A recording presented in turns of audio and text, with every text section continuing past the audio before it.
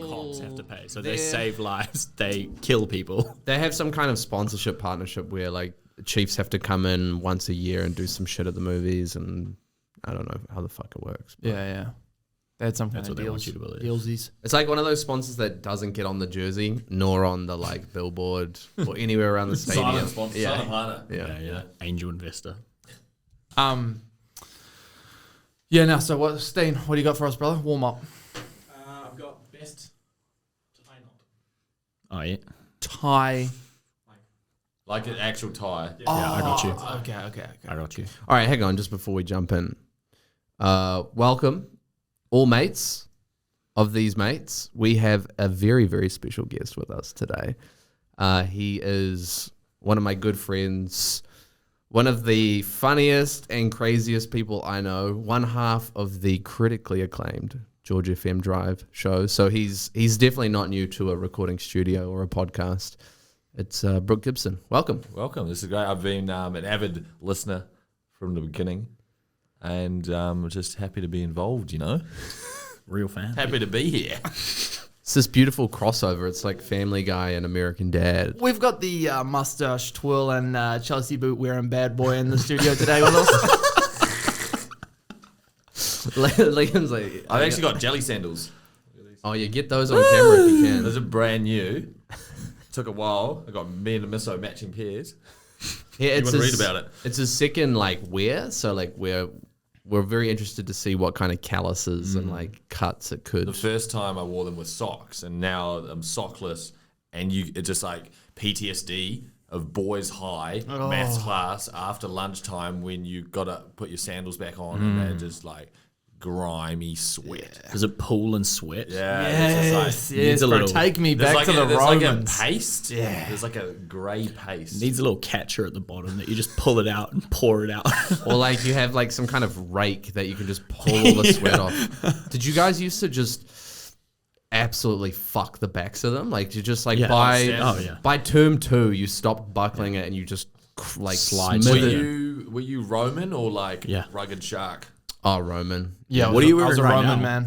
Were you? What are you wearing right now? Looks like a rugged shark number. Yeah, well, so you Or is that your graduate, right? McKinley? But in 2007, You cut the backs you'd off? get yeah. Customs. In 2007, you would get just straight up fucking beat up if you wore these. You had to wear Romans. That's the Wish.com Birkenstocks. Also wearing like a shirt that makes you look like Guy Fieri's intern. I've decided I'm wearing shirts like for the rest You're wearing of summer. shirts. Man's wearing shirts. Yeah, like button Versatile though, shirts. because it's summer hot and unbuttoned.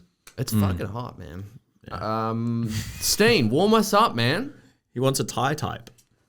You don't know tie types, huh? You're an unbuttoned guy. So we're doing a little warm up. Yeah. The topic is types of tie knots that you would do for a tie. I'm good. I've got mine. Yeah, I've same. got mine. Yeah, Liam, you good or you googling? baby. Yep. All right, let's Are just you Googling tie knot? we'll just quickly go around one after the other. Bow tie. Double Windsor. Yeah, I was going to go Windsor. I was going to say noose. Yikes. All right.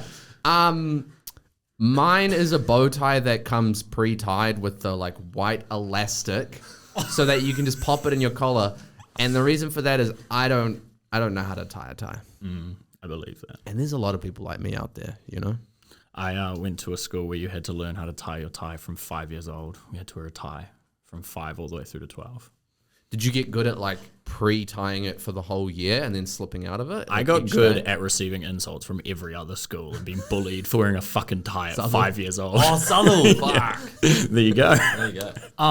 When we were like a year 6 to year 7 type of age group, we would catch the orbiter and we'd roll past Southall every day. And I had like a, I don't know, maybe you would call him like a mentor, an older kid on the bus, and he'd go, when we reach Southall, we're flipping them off. Is that you? No. Yeah, I mean that's part of when you go to a Southall Open Day, they actually do a slideshow on like your kid will be bullied, but he'll become resilient, and like all this great stuff will come of it. Like they're aware of it. Liam, double Windsor. No, No, Windsor. Cam with the Windsor. I was a double Windsor. Yeah, you're the Windsor, yeah. double Windsor. Yeah, I just think most famous. You know what I mean? Yeah. Yeah. Nice and simple. Yeah.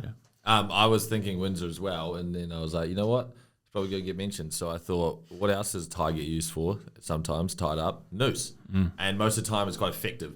And because tie is quite a strong piece. Have you ever tried to quickly get out of a tie?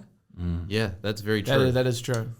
Yeah, I guess points for outside applications other than style. Yeah. A lot of taxi drivers wear like a tie, but with the elasticated to prevent like rogue individuals. Because my granddad used to be a taxi driver, and he'd always wear this like elasticated tie because people used to try and choke him out all the time to try and do like a runner. How often did people try Yeah, to that- Enough for him to buy an elasticated tie, and I was like, why don't you just wear no tie? You know, why just do that? timeless. And he's Imagine- like, "Oh, imagine- But he formal still wear. wanted the classiness, you know? Yeah. Imagine being a big, bright-eyed young taxi driver being like, doing your tie up on your first day, like your real tie, and then you get in there Immediately choked out. That's actually the sign of like a veteran taxi driver popping your collar. No tie. It's just like zero strangle opportunity. Yeah. You go, oh, this guy's seasoned. That and those sexy beads on the seats. Oh, yes. So when we started this podcast, it was basically around the same time that Brooke kind of started his with their radio show. They also had a podcast pop out, and we would listen to each other's. And he reached out to me. It was months ago because we had to go search our Facebook Messenger. But he flicked through this topic that he was like, "You guys need to do this, and I need to come on and do it." And finally, you're here. Talk to us about this topic, this genius idea of yours. So it's non-sexual turn-ons. This can be, there's kind of two categories, like something that someone can do, or, if they're good at a task, or it's like the word innate? Is that the word I'm looking for? I think Sure. so. Innate object, like something that you might do that you're just like, yeah, fuck, that's good. Yeah. But I think today we'll just combine the both, so you can choose from Beautiful. either. Wider pool. So a nice example we were chatting about last night. So like, maybe you become attracted to someone when they take their socks off. So the act of them pulling their socks off, completely non-sexual, but to you, it is so attractive that it kind of turns you on. You know, Especially if they do it well, if it's elegant sock pulling. Yeah. Like, because it's like, do they roll them off, or do you slide them off without it going inside out? There's Does someone use their teeth? yeah. Yeah, because then it's like, whoa, this person's flexible. Yeah. They're an absolute freak. Yeah. So that's the category for today. The beauty of this is like, I kind of got caught in this feedback loop of trying to like, Yeah. I was like, how could, like even like not even against you guys, like how do I rank my three? Like how do I decide which? Oh. So this is gonna be a goodie. It's gonna be absolutely. I was the delicious. same. Every time I was like, is that better than that? Is that the exact same? Is this just straight morphine? Like all of them just I think it's mainlining like, heroin. Obviously, it's like each to their own, so it's going to be hard to discriminate against other people's picks. Because Yeah. And I forgot to say this at the start, but I love you guys. Even Brooke as well. Yeah, of course. Yeah. Oh. Yeah, man, he's in the circle. Even bro. though if he does really well, you're not coming back. Yeah, this is a bit Hey, of a trial. hey, It's an look, audition. Look, I don't mind going down the road. All right, so it's all good. It's all right. Yeah, like Brooke said, everyone's got their own thing, so it's not like we're gonna bash you for what being gives you a into high stiffy. angle POV. Yeah. What? I think Liam, it's your turn to start. So do you want to bring us in with your number 3 pick? Yep, certainly. So this is, I guess you can turn yourself on with this. You can get turned on by other people. My number 3, straight off the bat, punctuality. Major turn on for me. Little bit particular, borderline autistic about punctuality. You know what I mean? Like, don't really like people being late. Just, you know what I mean? It's so good when someone's supposed to be there, they're politely 5 minutes early or something like that. Yeah, just does it for me. Where do you draw the line in? So obviously if they're like 1 minute late, is that all right? But where does So I would say you get more severe things for different tasks. So if we just go into the supermarket and you're coming over, I mean, it doesn't really matter if you're like 30 minutes late. If we're it's a big window. It's a big window. If you're my ride to work, you need to be early. Yeah. Type of shit. You know what I mean? Like, Also, I cover you with the other question of the opposite side. How early is too early? Where it's a bit weird. I think 10 minutes is the max you can be early for something. Yeah, pretty much. Any more than that, and you're like, what the fuck are you doing? Yeah, you're like, what else? Do you not have anything else to do? Yeah. Why, Is this your why only- are you at my house 20 to 7? Yeah. But then you get into the other one where they're there 20 minutes early and they just wait in their car because they know you're going to get annoyed if they enter. So that you're Well, that's good. Is he That's fucking you've just got a sitting healthy in his relationship car? with this person where they know not to fucking cross they know boundaries. They respect your boundaries. Yeah, exactly. Well, that person is the person that makes Liam jizz in his pants. You know? Yeah. They come straight on time, and so does he. There's a saying in Japan that if you're on time, you're 5 minutes late, and I feel like you resonate with that pretty strongly. And in Japan, I have a friend he's got a Japanese missus. He's spent a lot of time over there. If the train is late by 1 minute, then like you're walking in and the train driver's like bowing to you profusely, like sorry. They get extremely fined. I think they lose like a day's wages or something if they are late by, I think it's more than 30 seconds. Yeah. It's insanity. Very litigious. Goodness me. How are we rolling? We rolling. We always do, my guy. Oh yeah, cool. We always do. Just just double checking. Just in case, yeah. Oh, Yeah, so new person. Yeah, are you coming in mine? Yeah, go around to you, man. Oliver's kind of already heard this one, but it falls under kind of like the cleaning category. Vacuuming. When you come across something and you see it and you're like, I'm going to fucking get you. And then you stroll over it and then you hear it go, Oh. and you hear it like tink through Yeah, the hose and then into the bag and you're like, fuck, I've got ya. And Is there like a material consistency type of food that you find the Cat most biscuits. pleasurable? straight out, so we got wooden floors at my flat, and Maurice is quite a messy eater with her cat biscuits. It gets all over the show, and so when they give it like a real good ting up the middle, and then a real just a nice hollow sound through the tube, and we've actually got, funnily enough, the vacuum's called a cat and dog.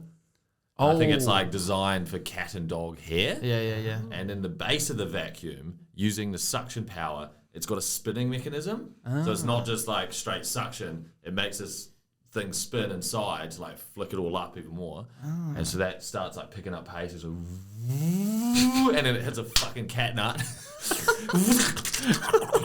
Just the fucking Sonics does something to you.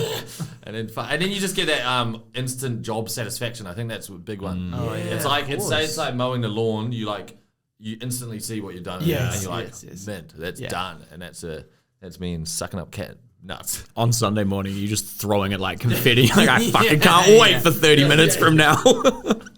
Exactly. So that's my first one. Yeah, it's beautiful. I think, like, it's so great because when you're vacuuming, it's going to be a job well done. Like, you can't really, as long as you're thorough, like, it's not like half broom and shovel, it's not going to be good. You're going to miss bits and pieces, but, oh, man. Living with someone who's bad at vacuuming, just like, I was like, why? Oh, yeah. How are you bad at this? How? It's quite therapeutic almost. Yeah. It really is. You know what I love? Hitting a ranch slider. Crank that bitch all the way. You get quite a bit of build up in there and hitting that groove. Straight into my fucking veins. Do you guys, like, I suppose I should ask you. You can. What are the markers of it? Like, for example, do they not take the nozzle off and go along the skirting? Oh, there's that. There's where you're just doing the patchwork where you're like, oh, that's bad. And then they like pick it up and they put it somewhere else. Like, So what they are just- you they doing? just use You know, never leave. it's like when you're spot Sickening. shaving and you're like, I need to shave there. And then you're like, oh, this is not good. Speaking as a man who knows a thing or two about You're shaving. gonna hit those straight lines with overlap. Oh, yeah. Definitely. That's a beautiful pick, man. There's like this page where it's sort of unrelated, but it's football pitches over in Britain and they all do these different patterns and shit. And it's just so like aesthetically pleasing, seeing just these perfectly straight lines, or they'll do like rings all the way through. Oh, this mowing the greens? Yeah. Oh, that It's is extremely hard. I had a hoon on Mount Smart. Yeah. After the end of my Movember thing, and I was on this big like ride on lawnmower, but it was like the size of a tractor. And he's like, "Yeah, just go from this corner to this corner, like diagonally." And I was like, "Sweet as." And fuck, it's so hard to keep it straight. And so I don't know how those groundkeepers, do those designs. Yeah, we mentioned it in an earlier podcast, but yeah, Brooke for the whole month of November mowed a lawn every single day and got donations from his mates. And topped off with a stadium gig. Unreal. Unbelievable. Up the fucking wires. I mean, where do you even go from there? That's the, you know what I mean? That's the Mount Olympus of. Yeah, can you even mow your own lawns now? Yeah, or is yeah, it just I shit? haven't since. You're like, you're above it now. You're like, like, I don't touch that. just 30 lawns, 30 days. It's like you give yourself a bit of a break. Oh, yeah, definitely. We've had a flat inspection. We don't only get checked for another 2 months. Yeah. So for my third pick, I have an experience that's kind of outside of a person necessarily doing it, and it is being able to sleep in while someone else gets up early to go to work. Oh. Just like if you consider like the kind of all the little things involved, like the fact that you're in bed, you're kind of woken up a little bit by the person getting up, so you stir, and then you just can like curl up. You now have the whole bed to yourself, or it could be a flatmate leaving, whatever. But it is so satisfying. It'll be like the best sleep you'll ever have, like drifting back into sleep after that. I also have a theory that this is so pleasurable that it explains morning wood. That the very first erections that man ever got was from this experience, and through evolution, we just now get them willy-nilly. No pun intended. Yeah. So I think it should be way up there. Interesting. It's kind of the same as like when it's raining and you're in an office and you see someone running without an umbrella. And you're like, your life's a little bit worse than mine right now. It's the same thing. You're like all cuddled up, cozy as it gets. Have you got your cat there as well? Oh, my in cat's this scenario? My cat is still like 3.5 months old, so she's pretty horrendous to sleep next to. She'll like, you know how cats do kneading? She'll like knead my like exposed armpit and things like that. So we're still training her to like not sleep on the pillows right next to her. Tell her to get a job, man. She'll have to get up before you. Do you find the bed feels nicer, weirdly, when it's like suddenly left just to you? Oh, yeah. Oh, yeah. Oh, like, yeah. Like it's not that, like, say you're sleeping next to your partner and you're not even touching them, and you're like, you've got all the room you need, but then when they leave, suddenly you have all the room. It's like you just got bumped up to first class from business. Yeah, It's real weird, eh? It's like You do, and you kind of just totally go for it. Like I always kind of starfish out, like when I have the opportunity in the early mornings. It's like I don't actually know if this is more comfortable, but I'm doing it because I can do it. It's just yeah. I fucking love it. I think it's great. top pick. Very worthy, yeah. Cam. Extremely sharp cutting utensils. Just like the first cut with a knife. Oh. And because every time you say something like that, everyone's, just think about it. When you're cutting, especially 'tis the season at the moment, when you're doing wrapping paper and you hit that just with the scissors, and you're like, It's not only like the feel of the glider, it's like the sound. yeah. Just perfect. Yeah. Yeah, one note, whole way. I work in engineering, and you know what I mean, you can get blades ruthlessly sharp with like stones and stuff like that. When you're making a knife for the first time, the way you test it is you get like a piece of phone book paper, and if you can just like glide the knife through the paper, then it's sharp as fuck. That's just so satisfying to watch. And then when you sharpen a knife, and then like if you've got a knife that's been going blunt, you're cutting up capsicum, it's just not doing the trick. You sharpen it, and then you go back to it, and you're like, you fucking capsicum. Like you thought you were better than me, and then you go back, and you're just, everything is correct in the world, perfectly balanced. I always find that tomato is like the food where like it makes such a like huge the test. difference. Yeah, 100%. It's like, especially if it's like a slightly riper tomato, juicy, if you can get through that without just like basically exploding the insides of it. Yeah, so yeah. sick. Won't fuck up your sandwich quite as much. My mother always said, "Life's too short for a blunt knife." That's one of her sayings. Oh. And Life gets a lot shorter if you have a really sharp knife. Also, throwback to growing up with Oliver Dunn, making a fucking mess on the chopping board with tomatoes in the morning for school, That's all doing over my shit fucking now. head in. Thing is, like, Liam, we've established this, like, Liam's got, like, a fantastic memory. He remembers everything. And mine is not great. So that means, like, Liam can tell all these stories, and I just have to go with it. Because if I don't remember, I'm like, I guess it happened, which puts Liam in a position to just rewrite history. We'll put it like this. Do you like to make tomato sandwiches? Tomato on toast, I'm guessing, is what I was doing. Yeah. Yeah. There you go. Well, there you go. Okay. That's quite. What age were you doing this? I didn't really get into like that kind of food. Like, I wasn't much of a avo or tomato on toast kind of person till I was in my It would have been late teens. Yeah, it would have been in high school, I think. You were like 15, 16. type of thing. Yeah, but what it was is like I just wasn't ambitious and I didn't pack lunches, so like I would just do that and then try and eat all this toast in the morning and just find Carb load for your day at school. So you just straight off the bat slow.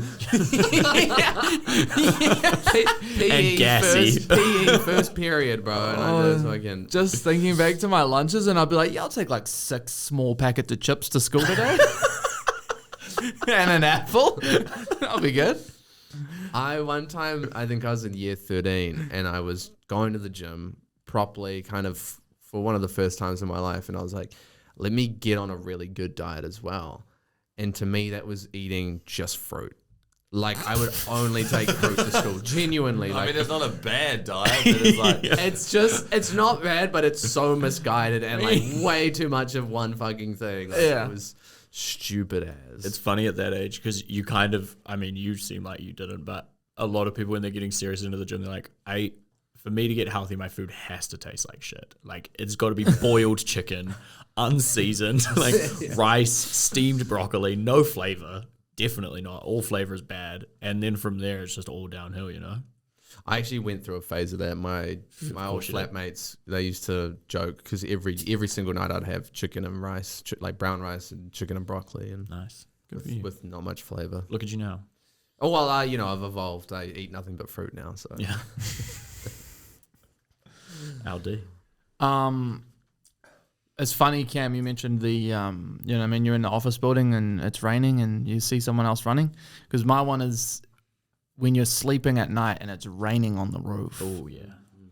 And there's just nothing's more soothing to me. Nothing's more just relaxing. I love it so much. Is there a type of roof? Like an ideal situation? I guess there would be. I'm not Cool. too familiar, but I guess, tin roof, yeah. Corrugated iron or something. Yeah. carport. Oh. Yeah, I love Exposed just brick carport. I love just curling up under a carport on a rainy night. We've all been there. I actually run this app, Sleep Cycle. It's one of the only apps I've ever paid for, and I've had it since I first ever got a phone. And it's genius in the way that you put your phone kind of next to your pillow, and it can sense when you're in deep sleep and when you're not. So it wakes you up within a half an hour window, but it waits till you're in your lightest part before it wakes you up, so you're not like when the alarm goes off. But they also have a feature you can play stuff as you're going to bed, and it automatically turns off, and you can pick like all these ambient sounds. There's like meditations things. There's like little stories, and they've got a rain section. And it's like rain on tin roof, hot summer rain on concrete, like rain on tent, like Pick your flavor. hectic rain and wind, all this stuff. shit. Beautiful. There's a Spotify playlist where you go in, I think it's just called Sleep, and you go in and it's just a range of rain types. And you think about the guy with the field mic out there just like recording rain. He's like, I'm thinking I'm getting paid for this. 1 cent every 1,000 plays. Like,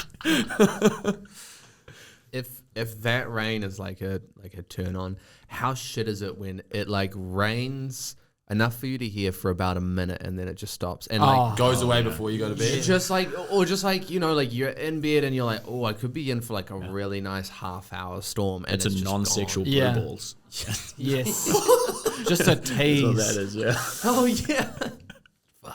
I'm going camping for 4 days in Hawaii, and I'm looking forward to it. The first couple of days are meant to be sunny. The next couple are meant to be raining. And I fucking can't wait for a rainy night in a tent.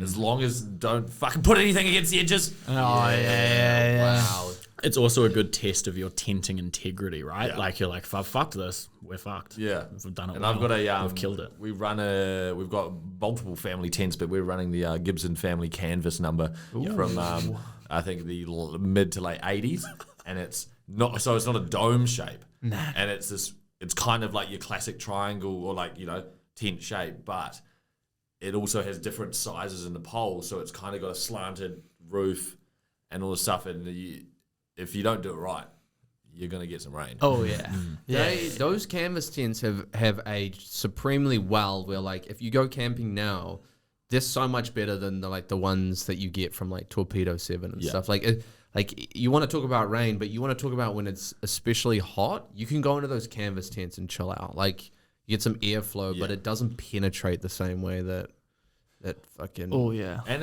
they give you a little bit of flair. They look a little bit different, you know? Yeah. Well, that's what confuses me. What is canvas? Because it's art, it's Converse shoes, it's tents. What is this thing? It's like a supreme, just all material. What do you need it for? Imagine Bulletproof having vest. the patent on old camp. I don't know. I maybe can't. just remember when we first started going camping. Old Jew, our father, he had a canvas tent. Yeah. And that man just used to get furious every year because you gotta like brush them down. Yeah. You gotta give them like a good clean before like You repack them. yeah. Old Jew, short for Julian, not Israeli. He's just to clarify.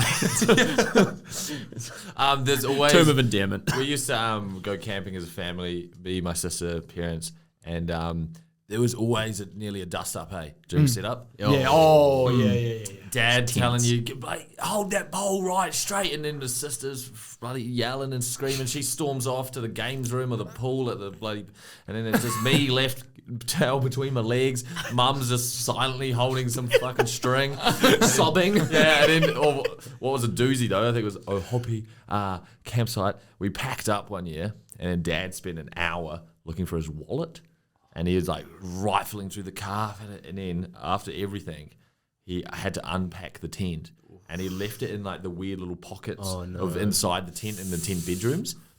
It was dark. Oh yeah, that'll get you dark. He's accused your sister of using it for the pool hall, you know? Like all the $2 in it. He's run through it all. He's asked his missus 3 times, are you sure you didn't? You know what's hilarious is we asked Mads, our sister, to come and guest judge today, but she kind of ghosted us. Too much rain. We went to Ohopi like, almost every year, and it was the same deal. It was like ready to set up the family tent, and Madeline just like a ninja dropping a smoke bomb. We're like, where were you for 3 hours? She was like, oh, I went on the big jumping pillow, got a koala bear from the dairy. Like, I just went. She was like, On a hike. I fell into like a sand castle making contest, and I was like, Surf the big kahuna. Like, Incredible. am I up? I don't know, bro. Oh no, I think I am. Yeah. So my second one, non-sexual turn-on, is assertive driving, which also kind of is slightly second category, or like maybe a plus is being able to drive manual. So it's like if you're an assertive driver and you don't dilly-dally, you don't fuck around, and you just know what you're doing, and you're like, you know, you make the decisions. So say you're coming up to an intersection, it's kind of like, oh, who's going? You're just like, no, it's us, we're going. And, you know, and because I think if someone's an assertive driver, you can probably, you know, safe to say, crosses over into other parts of their life. And a bit like, you know, bit of a go-getter, bit of a, can make the decisions, you know, this. And, yeah, I think it's just. It's a really great character trait, and even like expanding off of that, like everyone is kind of in this like, I suppose this window of like competency when it comes to driving, and so you never really think about it too much until it gets time to like back up a trailer, and everyone has that one friend who's just like just will do any of that shit. Potentially without like any experience, but they'll give it a go, and it's all about confidence. Yeah. And it's the same there. It's like it's just all about confidence. I also reckon, I mean, most people have their license and know how to drive. But people who can't drive that well, it's like, what have you been doing? Like, you do this task nearly every day. How have you not, like, somewhat even got close to mastering it? Yeah. Up until like 25, I was always sort of thinking there's bad drivers and then there's just everyone else. But then when you get to about 25 plus, you're like, oh no, this person knows how to drive as well. You know, like you realize that because when you're under 25, no one's a good driver. Like everyone's like, fine, you're alive. That's about it. Yeah. But then past that, you got enough experience, you got enough minutes under your belt, and you kind of, you're at least a brown belt. You're doing pretty well. Yeah. You actually remember when you came and we towed my car with like that that was like all my power steering was off. Why was your car out in like, where was it? It was out in the Wops. On the way to in a country hall. Te Awamutu, I think. Yeah, well, I was driving. I used to have this gig where I would like sanitize childcare centers. It's like best paying job I've ever had. And I was on my way there, and like my car just like fucked out completely. It had a leak in the radiator, and it was on its last legs. But I left it there for maybe like 3 months or something, and then we went and got it. It was like a real holy shit, it's still here, and also like holy shit, why have you left it here then? And then so we went out there with the trusty old low income solo mum car, the Volvo station wagon. Oh yeah. And towed it back, and all of us, I was like, you ever been towed before? He's like, nope. Obviously, like the car behind is meant to do the braking for the car in front and stuff. And then we had one of those elasticy tow ropes. So it's like, when they start to like tension, then you suddenly get pulled. Yeah. And there's no power steering, nothing. Obviously, the brakes probably weren't even working as good. Oh, do you ever have those dreams where you're driving and you try and slam on the brakes and it just doesn't really happen? I have them all the time. And it was like that in real life. Like you'd be pressing on the brakes as hard as you could the whole time. Like when you're towing, when you're getting towed, you're supposed to use your handbrake. Oh. I remember first time tower. Yeah. Hey, well, my next tow I'm going to be fucking heaps in better. 3 months' time. Yeah. I'm getting there, man. For someone who dreams so much about cars, you should get your full license. Oh, How long have you been sitting on restricted? Yeah, or learners? Yeah. Don't tell me it's fucking learners. Yeah, restricted. Aren't we all? Hit my 10-year anniversary last year. The guy, when I went to renew it, was like, you can't do this again. I was like, that's cool. I've got 10 years. Here's my thing, guys. I've never needed my full for anything in my whole entire life. I've had no repercussions for having my restricted, not once. So all I'm saying is, yeah, very lazy, very, very just pathetic. But also, like, I don't care. Did you do you remember in high school, it was like when everyone started getting their licenses, it was like one of the biggest things. Oh yeah. Of like, oi, did you hear Liam got pulled over for passengers? Like, The $400 passenger fine was like the worst thing that could happen to you during high school was a $400. And then there was all the awkward thing like, oh, blah, blah, blah, I was in the car, but he's not paying me any money towards it. And you're like, I was giving him a ride to school. What a fucking asshole. And like it would ruin relationships, this $400 passenger fine. It's how much of a big deal cars was. Having a license and driving was in high school. Unlocked the world for Oh, me, bro. Yeah. I remember the first night we ever went out and shout out Drew Tracy. Oh, the name man. Yeah, DT the God. got his first Honda Accord, and we went out for a spin in H-Town, and it was just it's just a like new world. Like, we're just driving ourselves around town. What's going on? Imagine if you could like regather that for the first time. That novelty. Oh, I mean, this is a bit of a digression, but me and Sin were talking about what would be like a first track that you would want to hear for the first time again. Oh, So it's like you could actually take this as a whole nother podcast. What's the 3 things you would want to experience for the first time again? Oh yeah. oh, So like you have no memory of like how it makes you feel or anything, and you experience it for the first time again. Yeah, we got to bank that one. Yeah, too. that's I just actually gotta needs to say, be like a whole. Yeah, a little digression, but yeah, carry on. I go crazy. So my number 2 is someone with a good sense of humor. It sounds pretty basic, but my whole thinking is like it's so attractive to me, and not only that, but to have a good sense of humor means that you're good at flirting. And like good flirting unlocks everything. It's like the lubrication for the lubrication, you know what I mean? So it's just like, if you've got a great sense of humor, it means that you can bounce off of each other, and then you can kind of like, there's no awkwardness when it comes to potentially getting for real turned on, you know? It is just smooth sailing completely. Lubeception. Yeah. Oh yeah. I suppose is that on the opposite is a major turn off if someone just doesn't get things and just it's no chat. It's not like a complete turn off, but it essentially for me puts like a time limit on the amount of I could spend with them. So like for example, if you're talking about like a potential relationship, I mean you'd be thinking to yourself, well, this isn't gonna last very long. I think what you got there is, you can be not funny, but if you are not funny and also you don't get the jokes, that's enough. That's exactly enough. You can be not funny as if you laughing at jokes and you're having fun with it, but you're just not putting it out there yourself. Very true. But if you're like a, you know what I mean? Yeah. Dead end. Nah, no deal. And then of course the worst is them when they go like, I don't get it, and they're wanting you to constantly be explaining, and you're like, I can't just have you in the sidecar of my bike this whole time. Like, just sorry, man. Me and Josh, Ejector seat, you're gone. me and Josh were talking about that because we were at this drinks where like, I mean, granted, like if you get me, Cam, and Josh somewhere, we spend so much time like at work, and we just have like all these stupid things we'll say, but like we would be in these situations, and someone would be like, "What did you say? Yeah, I didn't hear it. I didn't get it." And I was like, if you've ticked both of those boxes, it was never meant for you.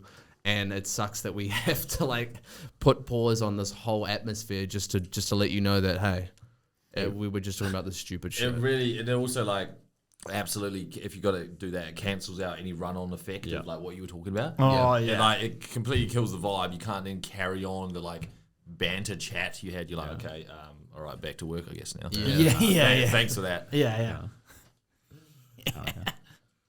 I just get horny for funny people, bro. Yeah, well, all right, settle there's a down. whole lot of laughing going on here. My man's bricked up over there. I'm tucked into the waistband. We good, Oh, like bro. fireman's tuck? Did you used to call it that? When you got to get up in assembly?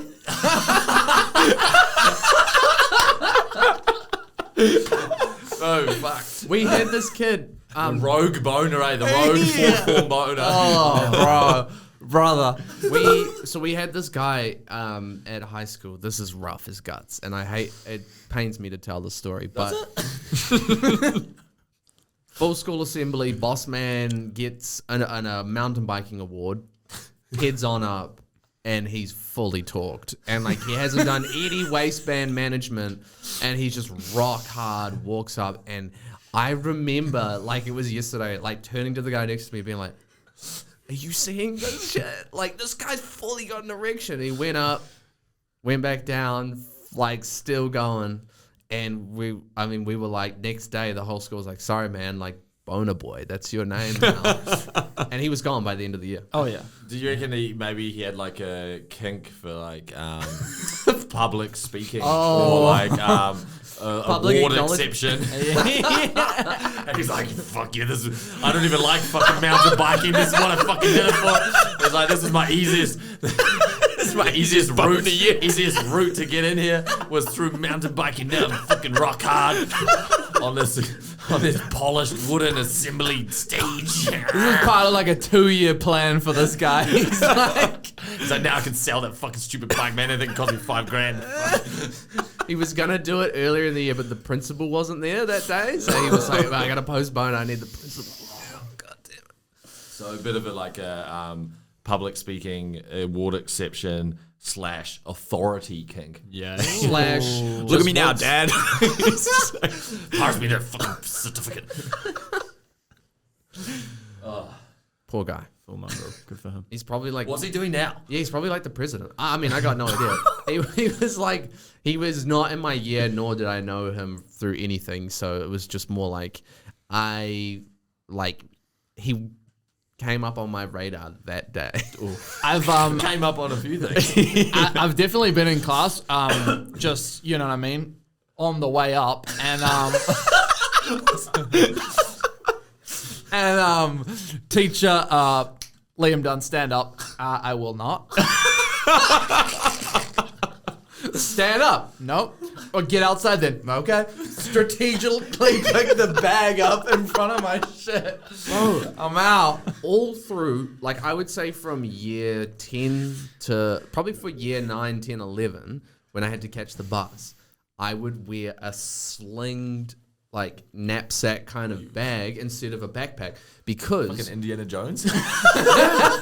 you had to, because the bus was like vibrating all the time. And so by the time like you have to get up, you're like, pull it across. He's just always thinking about Temple of Doom. He's just We've hit our quota for erections already, right? This is fantastic. yeah, 4. While like chatting about them or having them in them during the podcast. Yeah, I mean, Yeah, I mean, while they're, you know, they are underrepresented. Liam, stand up. I will not. All right, my number 2 is completing a to-do list with 5 or more things on it. Just if you and here's why this is so many, because you can put in vacuuming, you can put in cleaning your car, you can put in driving, finessing or parking or something like that in your to-do list, you know, and then it's done, and it just feels so good. Having like the higher the to-do list is and the more you complete, the greater the come up is, you know. Are you a fan of using the Notes app on your phone with the little tick box thing you can do? Oh yeah. Have you got an iPhone or you little checklist. In the Notes app, you can press a little thing like down the bottom, and it's a little tick thing, and it puts a circle, and then you write next to it, and then you go return, and it puts another circle, and you write near. And then once you've done that thing, you press it, and it puts a little yellow tick in the circle. Oh, I didn't even know you could do that. And so you I would just the like, satisfaction of going through those. oh, that's beautiful. I would just put the tick emoji next to my thing when I'd finished, like with my own text. But that's even better. This is great though because it's got the circle sitting there. Yeah. So you're like, It's okay, waiting I've still for got to you. get that bloody. I found as well. Get that little- lists great for people with ADHD, like myself. It's that, what's that fucking lame saying? People like win the morning, win the day. Oh, yeah. right. But if you've got ADHD, if you do a few, like 2 or 3 small tasks earlier in the day, and you get them, you get on a roll, and then the rest of your day is productive. Right, if you don't get it going, you can like waste a whole day doing fucking nothing. Yeah, like a bit of momentum. Yeah, you need Yeah. if you got ADHD, a lot of people need momentum, so you need like 3 or 4 real easy tasks, like basic as fuck. But if you do them, you're on. It's like what they say, winners win. You know what I mean? Like you start doing, you start completing things. You're like, yeah, I'm finishing this shit. Like, Yeah. It's like get up in the morning, put your shirt on, tie up your Nike Dunks, buy some blueberries, get to the podcast, tick, That's tick, it, tick, bro. tick. Tuck in your boner. Well, Tucking your yeah. boner. It's Exactly. like it's like wake up in the morning, your partner leaves, that gives you an erection. Get up for school. Oh shit! I'm receiving a mountain biking award. Watch them stand up. You're fully barred up now. People On the are bus making to you laugh. school, another boner, you know. Another boner, And these yeah. are just warm-up boners. Times 2 boner. Yeah.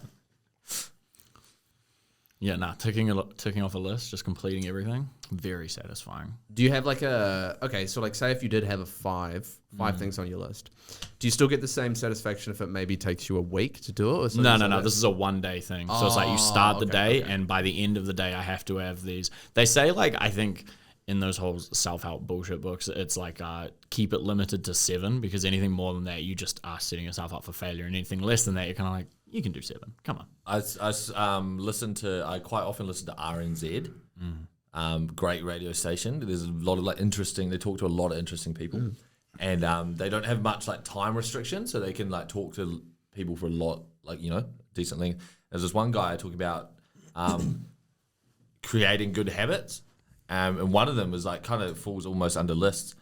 Is like you do something, but you don't set the bar high. You set it like as low as you can. Yeah. So it's like, you know how like your car just constantly gets messy. There's always shit in there. You're always leaving like empty cans or shit in there. I gave you a ride here. What are you doing? The Euro's looking a bit dusty, mate. So he was like, to set up a good habit, he goes, obviously, like, you want to keep your car clean, but he's like, every time you park up at home, don't go, oh, I'm going to clean everything out. He goes, just taking one thing to the rubbish. He goes, there may be 3 cans there. He goes, just taking one of them. And he goes, and just every time you park, you take in one thing. And then slowly, like, it just becomes this thing that you look around and you're like, oh, one thing. But you're not, it's so achievable that you're not going to not do it. And then it just like, it's ingrained that you just one thing in. Yeah. The amount of shame you feel after when you don't do that one thing. Yeah, it's like, that's the thing. I guess I'm a piece of shit for the rest of my life then. I can't even do one thing. And he's like, you don't do that for 3 days and then step it up to 2. He's like, you just keep it at 1. Yeah. We have arrived at the final round. The greatest non-sexual turn-ons of all time. So I'm going to go with when you perfect something. So, like, first pop, you're like, I've got to, I'm chucking this piece of paper in the bin. First pop. You know what I mean? Anything. I got to clean this thing. Do it in one sweep. You know what I mean? Like, anything you can think of. I just find that so satisfying when you do something like that. First attempt, like parallel park. You don't even need to like do 3 Jimmy reconnects. No. It's just straight in, clean. And if sweep. you've got no one in the passenger seat, you look at the pathway and you're like, surely someone saw that. Like, someone. Even sweeter when it's something you're not even practiced at. You just cracked it that first time you tried it. Yeah. Definitely. It's like, you know, like taking a shot in basketball and it like going through without any warm-up. Feels really good. You go, am I Ray Allen? Am I in the NBA? Could be. Yeah, well, you couldn't be. Breakers? Yeah, maturity. Like, do you know the Breakers mascot, there's a bit of a call out, only gets paid $100 a game. Wow. Because a friend of mine, they were like, hey, do you want to be the Breakers mascot, blah, blah, you do this, and you run around at halftime, you do this. And, like, she's quite, like, obviously, you can't really know who, like, you don't really see who's under the mascot thing, so it's not like you can leverage someone's fame off that. But, like, she's, like, a well-known person, and they were like, yeah, like, blah, blah. And she's like, oh, yeah, that'd be fun. She's real excited, crazy chick, and they're like, it's $100 a game. And she's like, yeah, get fucked. Like, Well, I was saying to Brooke, because we were chatting about it, I was like, if you go to clown school, probably like your career prospects, like the CEO level thing would be like a mascot at one of these games, right? like NBA or NFL. And it's like, Yeah. Where the fucking, it's like, that is actual, like a career option. Yeah. Hey, how much do you reckon you get paid in like American Sports League? You got to be Steen? Not enough if you went to clown school. Steen's on For it. your Steen's dignity, on it. like not enough. You've paid the price of Let's go, self-esteem, like, student loan, dignity, NBA or ego, NFL parents mascot. loving you. Yeah, give it. I reckon they'll be on salary. So even if it was just games, you'd want to be in NBA because you're going to play something like 41 games a year, not including playoffs. Whereas NFL's rough because they play about 18, not including playoffs. I wonder if they're like really like roped in with like the perks. They get paid shit, but they're like, man, everyone knows who's the mascot. Like no one knows who I am, man. I've got a mask on. Yeah. And they're like, you get to hang out with all the big dog players.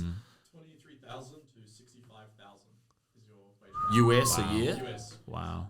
Oh, I mean, what is it? Because the US is about double, right? A little bit less, yeah. So let's just say 40K a year just to be a NZD, just to be a mascot. That's pretty good. Your friend would have to get Because the thing 400 is- home games. The thing is, though, the mascot could easily be your side hustle that makes you 40 grand a year. Yeah, especially because it's like You finish your job and just go to do that for an hour after work. Obviously, there's like a bit of training, and you'd need to keep up being able to do flips and shit. you would, but like You'd have to also watch a lot of TikTok to be up to date with the shit dances. Oh, yeah. You know, a bit of Dougieing and a bit of with the arms and the flossing, Oh, jerkings, re-jerks come back. Yeah. Yeah, I've watched. The great thing is though, I've watched every single Bulls game this year, and so they have the mascot halftime show shit. They do the same thing every single game. They don't switch it up. Because the games are so long as well. They stretch over like 2.5 hours. So it's like break it between the first quarter and the second quarter, he'll go and do this. At halftime, he'll try hit a half-court shot. Like between third and fourth, he'll spill popcorn on someone. That's like a real big thing he does. Yeah. So it's like, Here he once comes you- again. There's popcorn spilling. That's like a joke is to like fuck someone's night up and pour popcorn on them. Yeah, they do it where he finds someone supporting the other team and he has like a comically large bag of popcorn and he tries to shimmy past someone behind them or in front of them, and then he'll like pretend to fall over and like spill the whole bag of popcorn on them, which is genius because like if someone spills popcorn on you, you go, oh, well, that's not great, but also like none of this has stained my outfit really. I just brushed the popcorn off. Yeah. But you're still like, would prefer it not to be in my hair and like on my lap. You could just stand up, but then if you're tucking in a boner, it's, I mean- like the person's like, stand up and clean the popcorn off you, and you're like, I will not. Only if there's also kiss cam. It's weird in the NBA how like all of the mascots have backstories and stuff. Like they've all got names. They've got genuine canon and bullshit. Like the New Orleans Pelicans mascot is called Pierre because New Orleans is French, and so he's like this French fucking whatever the fuck he is. I'm assuming a pelican, and they all have these like Spills bizarre croissants on you. backstories. Yeah. They actually had to redesign him because the original Was racist or something, probably? terrifying. Too Like, ugly. it was scaring kids and shit. Like, Classic. Do you reckon Kiss Cam is gonna meet its maker soon? You know, kind of PC gone mad. It's like forcing people to hook. I Obviously, try you don't to do have it. to hook up. I walk in, I'm just like, kiss cam. Kiss me, kiss cam. And they're like, that's horribly inappropriate. You cannot do that. I'm the librarian. You've just got your phone on selfie mode and you're going around Kiss Cam. Hey, I don't think it will die because like Americans, horny. yeah, and Americans will do anything to have their like 5 seconds freedom. of let me kiss. On my right. Fifth Amendment, tongues. The only thing we like the French for was the croissants and the tongue. Croissant. What's your pick for the greatest? What have you got? So I've gone one, which I think everyone will appreciate. Good taste in music. If you, I mean, it can go anything. It's like your friend. If you're going on like the second date with someone and they pick you up and then they've got their phone on the aux cord and it's just absolute dribble. You're like, is this the usual for you? Or is this you just going through something? Yeah, you Or like- having an off day. yeah. And it's just like I can get around like any genre of music as long as it's good stuff within that genre. Yeah. But if you're listening to real missionary sex position spec fucking middle of the road shit, you're just like, where's the excitement in your life? I don't know. And it's someone as well who like has a bit of a. I think it also stems to like having like a passion for a bit of music and musical knowledge, and if they genuinely know like a little bit about it, not just like, oh, I like this. Obviously, there are tracks where you're like, oh, I just like this track. I don't really know much about the artist, but if it's like, oh no, I genuinely like invested in this artist, enjoy them. I know some of the older shit. I know this stuff. I know what they're doing. Just good taste in music. It blows my mind. I've spoken to people in the past and I go, what kind of music do you listen to? And they go, I don't know, whatever. Yeah, I go, like the radio, and it's like you go, no. Like, yeah, what type though? And they go, yeah, whatever. And I go, Like, so what gives you a fucking boner? yeah, like Yeah. you have no, you know what I mean? It just there are some people that just do not engage with music the way that like I don't know. It would be like going to see a movie and just having like almost no opinion on the movie and not and like even if you liked it, being like I won't go and check out what that director or actor or anyone's done. It's just like I just sat in a movie theater for 2 hours. Someone appreciating like either art or media or entertainment in and of itself is an interesting trait because you there is like always, like you say, there's stories behind the artist or there's the director or the actor. And so if you have any of those extra little bits of information, I go, oh, cool. You wanted to find something out about this thing you liked rather than you just absorbed it. It just hit your face and you're like, I've now let that hit my face. And that's it. You've actually gone both ways.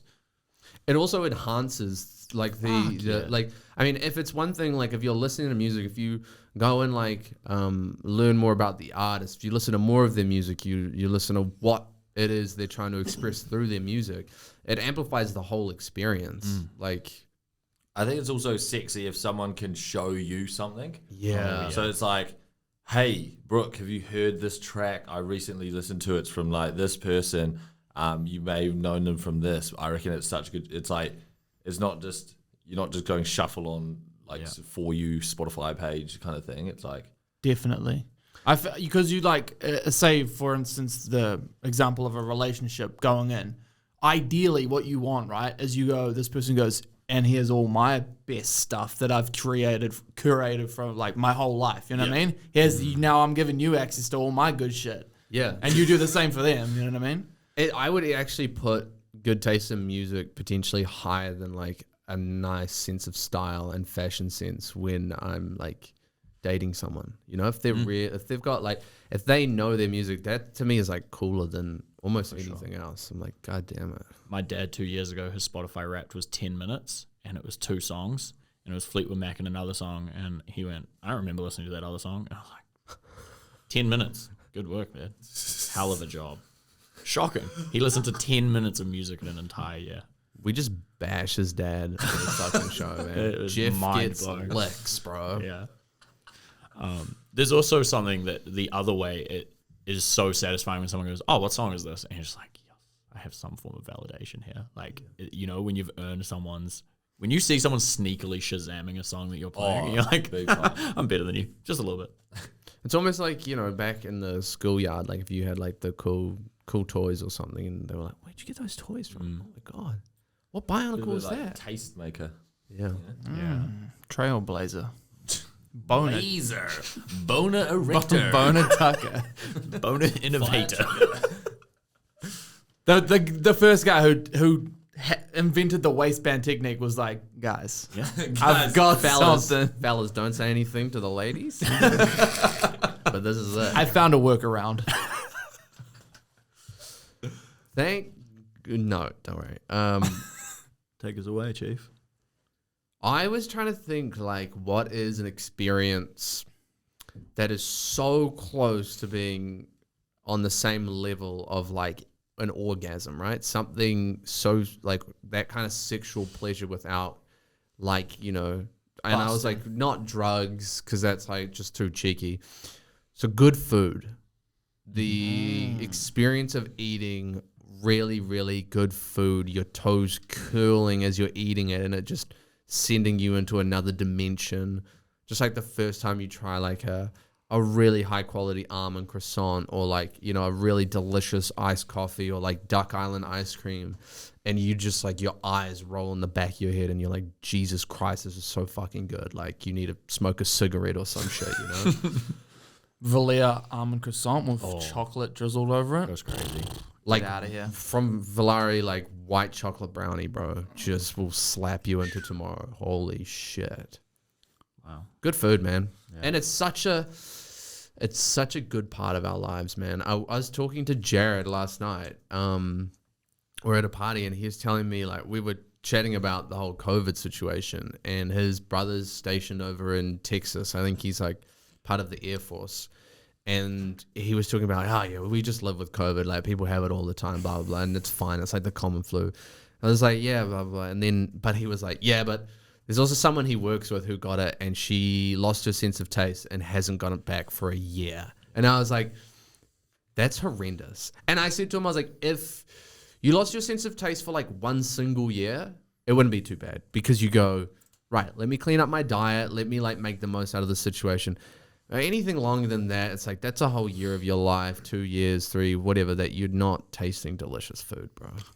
If I lost my sense of taste, I would fully just start eating random shit that I can't eat right now. Because you don't like the taste of it? Yeah. Like dirt or something. Like Yeah, No, like or like live wetters or something. You're like, there's a lot of protein in this and I can't taste it. So like it would be like a party trick. Go over there to the pantry, get me fucking anything. I'll eat it. pull out anything. All right, $20. You could make money of it. You'd be Aye. like, give me $20 and I'll eat whatever you get out of that fridge. Don't even look at expiry dates. I don't give a fuck. My grandma, she lost her sense of smell, and thus was at like 60% of her taste buds. Like many years ago now, it was a really weird byproduct of some fucking medical complications. Anyway, and like something you don't really think about is just her loss of appetite since then. So she just became rail thin because she just doesn't enjoy eating anymore. So she's So like, you I don't don't have want to eat. the cravings because Exactly. you kind of forget. Yeah. And like, especially if you lose your sense of smell, it's like when you drive past KFC and you're like, oh Yeah. fuck, I'm pulling in. Yeah. And like, I'm getting a little. They got the vents on I'm the getting a little street. wiki wings, and I'm pumping that shit out. Yeah. Yeah. And yeah, I suppose if you lost your sense of taste, you'd have to like make it work for you. You're like, all right, well, I'm eating the most blandest, cheapest shit. I'm going to save money, and I'm going to. Yeah. Yeah. Guys. Can't be fun. Yeah. Eating food. How good. Yeah. Very good. My number one is very similar to your sense of humor. It's both ways. So it's if someone has a sense of humor, and then also if you just say something and everyone, like, it just hits that right note and everyone laughs, particularly across groups. If you're someone who can make different people laugh, it's very impressive to me, where you just have this charismatic ability where they can't help but be enamored by whatever the fuck you have to say, you know? Like, there's some people who, I don't know, you know, those people who just have like a really dark sense of humor. And you're like, all right, cool. I mean, if you want to talk about dead grandmas, that's funny as to you, that's cool. But they can't go and talk about something else to someone else, which all of a sudden, you know, they just lose that power.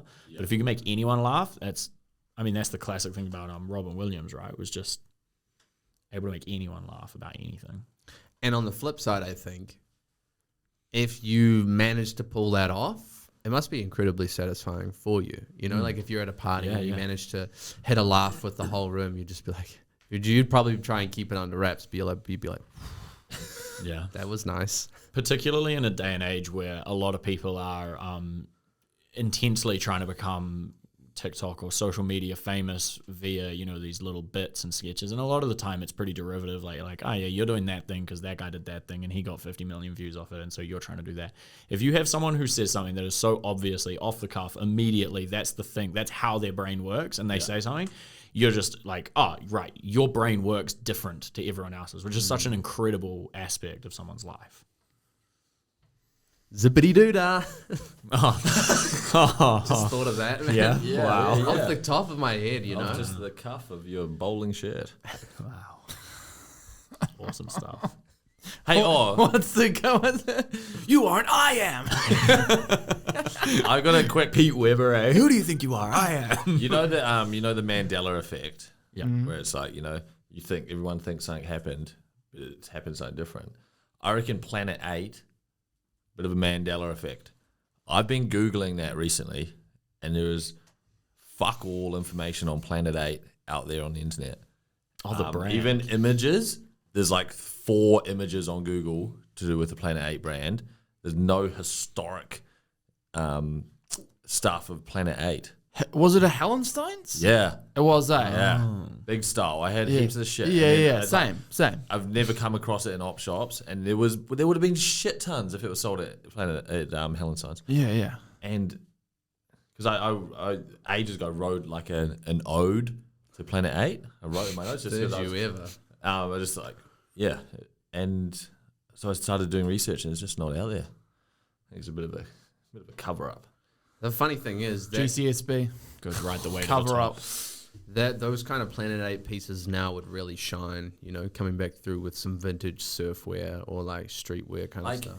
where have all the Planet 8 visors gone? I used to have 3 of the cunts, and I don't know where they are. You know? You'd wear them all at once, wouldn't you? Yeah. Oh, one yeah. upside down, round the back. That and my Dax Wax veranda fringe. Oh, all right. Dax wax. If it ain't Dax, it ain't wax, brother. Oh yeah. Okay.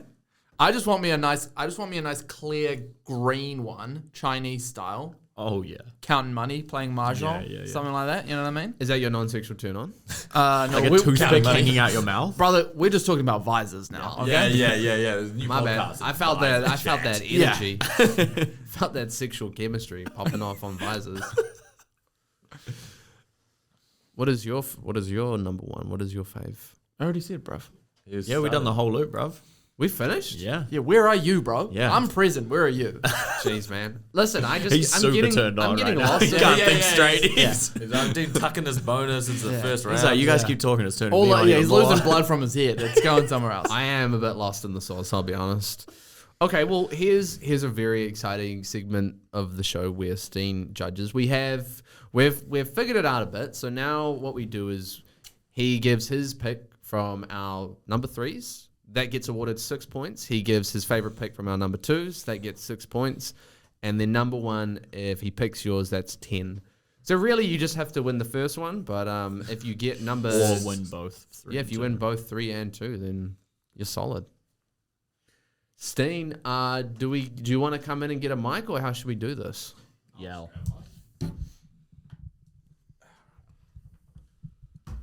Right, so I've got our first place for round 3. And it was a bit of a tie-up originally, but after much debate and debacle with the Vacuum Act, it was quite a show right there.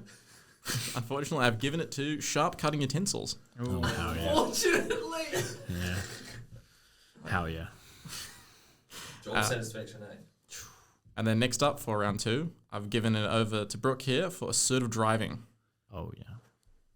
And then on the last round, which is worth 10 points, I've given it over to Oliver. Go, Oliver. You're so fine. First time tasting good food. And I've given it a little bit of a back reason behind that. So all of these ones, all of the stuff you've given me today is a first time thing. You can do it quite often. But with food, I figured you can actually do it more than just once. So you can try lots of different foods, different cultured foods. And then if you did get COVID and you lost your taste for a little bit, you'd go start from scratch all over again. And the older you get, your taste changes over time. Oh. So there we have it. Matua. So what, do you win? Yeah, I win. Last week we had a prize, but this week the presents is your present. Oh, hey. That's what all my family's getting for Christmas, my presents. That's beautiful. Thank you so much for coming on. This Oh, was no. a lot of Yeah. fun. I was as soon as you guys started doing this and I was listening, I was like, fuck, I'm keen to get involved in some aspect. Hard out. You know, it's funny. Someone was talking to me last night, and they were like, what you really need to do is get on guests. It was Tim Pesh, who was just on one last night, a real naughty fucker. And I was like, yeah, well, it's funny you say that because Brooke's coming on. And I think we definitely would love to get more, but like to get like a quality guest like this guy is like... Yeah, It's hard. someone who's been on the mic and, you know what I mean, can carry their own weight and shit. Yeah. You got to have someone who... It can is talk bonus. It is very like even when I used to do say like my night show, the more guests you get on, it's like obviously better for you because then they cross promote it and things and like all their mates listening and you can get like payoff of even if it's like just a small like little guest comes in for like 3-minute interview, play the track kind of thing. You've instantly got like all of their outer friend circle, Yeah. listening in. But yeah, this was cool. This Yeah. feels like Hell yeah. one That's of a our- good way to close the year.